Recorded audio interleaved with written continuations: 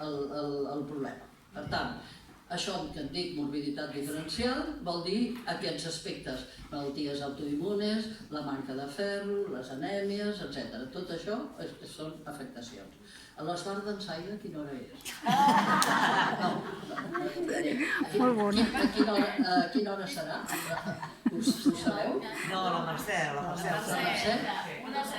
1:30. Val. Bueno, jo esperaré les preguntes. No, jo no parlaré fins a l'1:30. Si voleu, sí, Tinc 10 llibres escrits sobre l'oncologia, o sigui que per tant... Però, home, no, jo ara faré 3 apartats més i espero que em pregunteu coses. Aleshores, un cop vam veure que això passava, doncs hem tingut que fer una llista molt llarga de les malalties que produeixen dolor, la manera en què diagnostiquem malament i substituïm aquest dolor crònic que existeix amb noms que llavors no ens ajuden. Per exemple, què vull dir? Com que hi havia molt clar que la dona patia molt dolor, ens vam començar a parlar d'una suposada malaltia que es diu fibromialgia. Però la fibromialgia la utilitzem en medicina per no buscar més. I això, a totes les que us hagin dit fibromialgia, dieu, molt bé, vostè me diu fibromialgia, però jo vull saber per què. Apa, vosaltres plantegeu aquest dubte. La resistència també comença preguntant, perquè tu et poden dir que tens aquest dolor per una suposada malaltia que vol dir dolor muscular, fibromialgia, dolor en les fibres musculares. Però per què? Llavors, quan vam començar a estudiar al revés de construir la fibromialgia, a l'estil Ferran Adrià quan feia de construir, vam començar a dir, bueno, mirem-se una mica quines són les malalties que hi ha sota d'aquesta persona que li poden produir dolor muscular. Llavors vam començar a veure que el ferro baix dona dolor muscular, que la tiroides lenta o ràpida dona dolor muscular, que les malalties autoimmunes totes donen dolor muscular i són de predomini femení, que la manca de vitamina D dona dolor muscular i després apareix a partir dels 40-45 anys un excés de paratiroides que està darrere del tiroides que també dona dolor muscular però que s'ha de corregir amb vitamina D i magnesi. Per tant, hem començat a obrir un meló que s'haurà d'anar obrint a dintre de la medicina per diagnosticar bé el que passi, perquè el que sí està clar és que a les dones se les diagnostica malament i tard.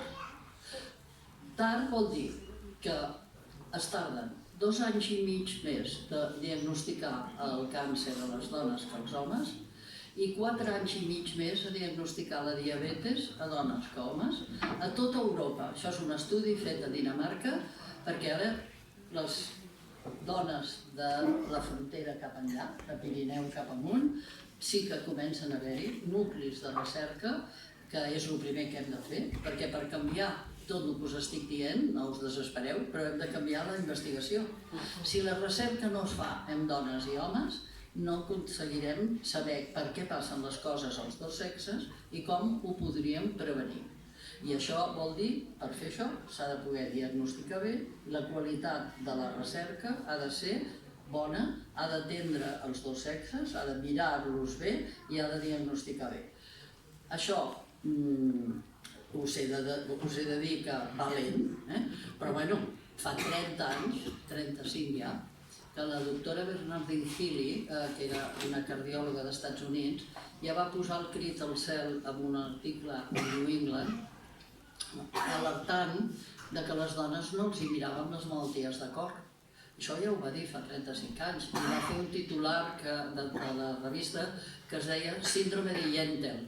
Yentl és una novel·la i una pel·lícula d'una jueva que per anar a la universitat es va disfressar d'home i ella ironitzava en aquest article dient probablement les dones, perquè els hi vegin que tenen un problema vascular i de cor, s'hauran de disfressar d'homes per anar a la feina, a la consulta, i així potser els hi veuran.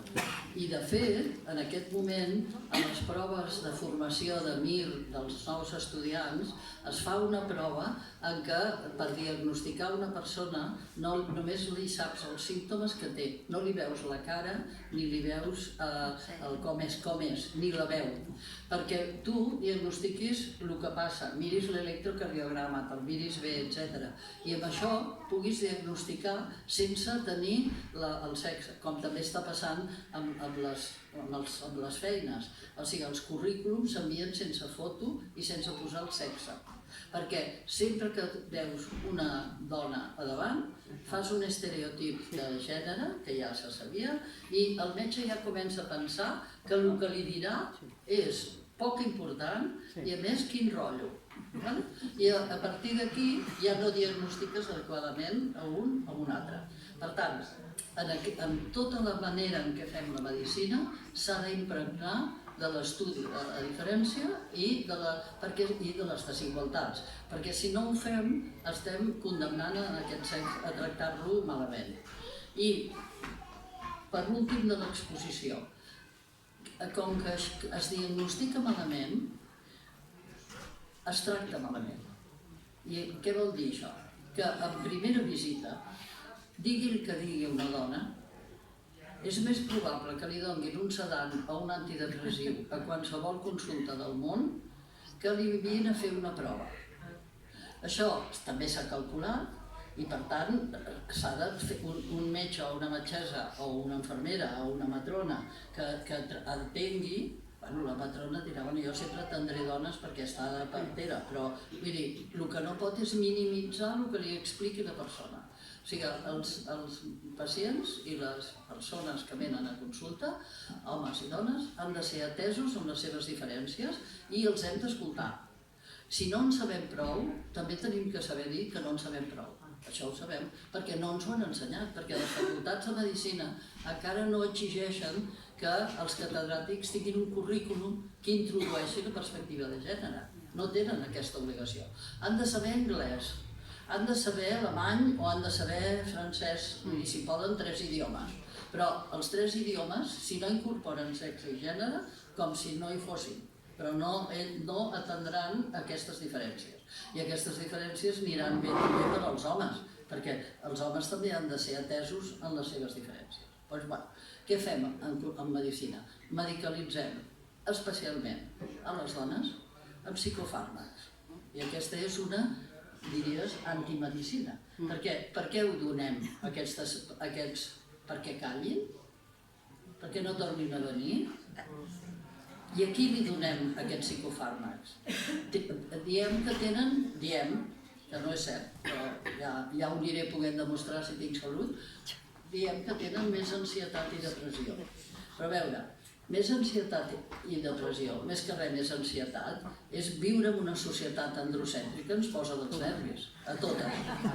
Vull dir, i des de petites ja diem, des de petites ja ens han dit tu calla, alguna casa ja no ens han deixat parlar igual, si t'han comparat amb un germà malament rai, jo he tingut la sort de viure en una casa que tenen 5 dones, o sigui que eren 5 germanes i ja érem germanes, ja teníem sororitat des de petites, ja ens ajudava. Però si hi ha homes, hi ha noies, hi ha dones, no vull que me'n digueu d'aquí la sala aquí, que li tenien que fer llit al seu germà, o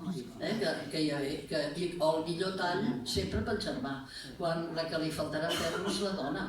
O sigui, el millor tall ha de ser, suposant que es tinguessin que diferenciar els talls de carn, doncs el millor tall hauria de ser per la dona que perd sang, no per l'home. Per tot això ho han anat visquent moltes dones. Aleshores, tot això és el que la medicina ha d'actuar de forma diferent per poder ser justa i equitativa.